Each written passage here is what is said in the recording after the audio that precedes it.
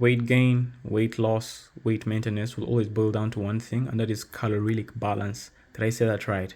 Okay, to always boil down to how many calories you're taking in and how many calories you're taking out. So today we're going to have a speed run on calories and why food choice matters. We can even... Why did it drop? I mean, the ears like vitamin C. I mean, yellow like bright as a bee. I mean, the sun like bright as can be. F80 not you tied to me. Just to get from A to B and I ain't driving to see the path. If you want to lose weight, you must be on what we call a caloric deficit. This just means you're taking in less calories than you're taking out. If you want to maintain, you should just basically eat what you've been eating. If you know that you have not been losing or adding weight because of the amount of food you've been eating or the type of food you've been eating throughout the day, the week, the month, then if you want to increase weight, you must go on what we call a caloric surplus. That means you must take in more calories than you're taking out. The reason as to why food choice matters is because the type of food you eat usually influences how much of that food you're going to eat or how much you're going to eat overall. The reason as to why nutritionists, dietitians, doctors, fitness influencers, and even people in general are going to advise you to eat whole foods is because they have this beautiful combination of usually being rich in nutrients and then usually being low in calories. Now, the way you prepare the food is going to also influence how many more calories you're going to have, and then also how many less or how many more nutrients you're going to have. It is also very important to note that not all processed foods are unhealthy. I mean, supplements are processed foods. Some people believe they're steroids, but we shall have that conversation another day. So we're going to have a practical example of this using processed foods. This is because it's much easier to know the nutrient content. For starters, we have Jessa probiotic fruit yogurt. This is blueberry flavor, 150 grams low fat.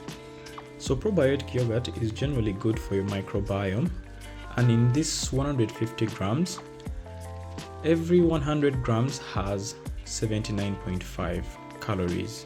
150 grams will give you about 119 calories.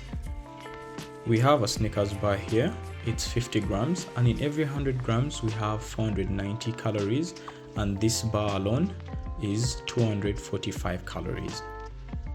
Then we have oatmeal digestive cookies from Unibake, made in India.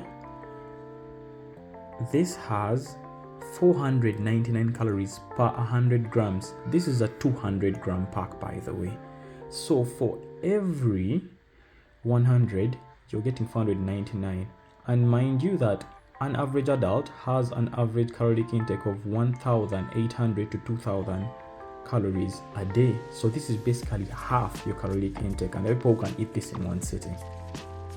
Now, practically speaking, these are 450 grams and they still do not total up to 400 calories.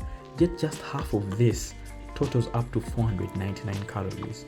This Snickers 50 gram bar has 245 calories, and yet 450 grams of this probiotic yogurt has about 238.5 calories. You can imagine 50 grams of this is still more than 300 grams of this. Another thing you have to keep in mind is just because it looks or sounds healthy doesn't necessarily make it healthy. So we have had oatmeal digestive cookies here, and we have had probiotic yogurt here, and we have discovered that 3 of these don't even match up to this in terms of calories. So again, the claims of zero sugar, sugar free doesn't necessarily mean it has like less calories. It could, but again, always read the label, see the recommended servings, and let that be an adjustment throughout your meal plan. Anyways, what do I know?